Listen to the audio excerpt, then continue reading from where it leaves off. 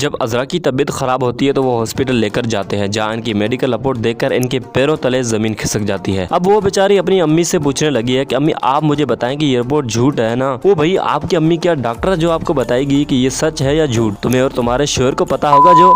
तो भैया अजरा बेबी ने जितना जहर दूसरों की जिंदगी में घोला है, अब इसमें से थोड़ा सा जहर तो अजरा बेबी को भी चखना चाहिए। और दूसरी तरफ जैसे कि आपने देखा कि नसीर के साथ अब बहुत बुरा होने वाला है, क्योंकि वो अपनी माँ के जेवरात नसीर को जो अस्मा की अलमारी से मिले वो असली समझकर रक्षी और उसकी माँ को दे आता है। लेकिन वो दोनों औरतें भी फरार निकली और वो फ्लैट के कागजात समेट कर फरार हो जाती है। और इधर बेचारा नसीर जो मौलवी साहब को निकाह पढ़ाने के लिए लाया है, दरवाजा खटखटाते थक जाता है, लेकिन किसी ने भी दरवाजा नहीं खोला और इस बेचारे की दुल्हन ही गायब है। नसीर की किस्मत खराब होने की खातर वो परवेज के पास चला जाता है कि शायद परवेज को पता होगा कि रक्षी और इसकी माँ कहाँ गायब है। लेकिन इधर हमारा प्रॉपर्टी डीलर वाला ये देखकर परेशान हो जाता है कि तुम कब और कहाँ किससे शादी करने वाले हो। तो जब नसीर ने बताया तो वो भी हैरान रह गया, ये औरतें तो बड़ी फराड है, इन्होंने तो फ्लैट का किराया भी नहीं दिया। तो नसीर को ये सुनकर आ जाता है गुस्सा। गुस्से में आकर वो उसका गुरेबान पकड़ लेता है कि मेरी होने वाली बीवी को तुम ऐसा नहीं कह सकते। लेकिन इधर परवेज भैया ने सारा भांडा फोड़ दिया कि कौन सी दुनिया में रहते हो कि इस जैसी औरतों की बातों में आकर ये सब कुछ कर बैठे। अब नसीर बेचारा ये सब कुछ करने के बाद ज्यादा परेशान होकर आ जाता है घर आकर सोचता है कि काश मैं ये गलती ना करता, क्योंकि जिस औरत को ये मासूम समझकर प्यार मोहब्बत देता रहा वो इसको सबसे बड़ा धोखा दे बैठी। और नसीर अस्मा को सारी जिंदगी में जलील करता रहा, इसी वजह से अस्मा की बद्दुआएं आखिर इन पर लग ही गई, जिस वजह से वो इतना परेशान हुआ और अस्मा की कदर ना करने पर अब अस्मा भी इसे छोड़कर चली जाएगी, जिस वजह से आने वाले एपिसोड मजीद इंटरेस्टिंग होने जा रही है। इसीलिए इस चैनल को सब्सक्राइब कर देना ताकि आपको पता चल सके कि आगे की कहानी में क्या होने वाला है।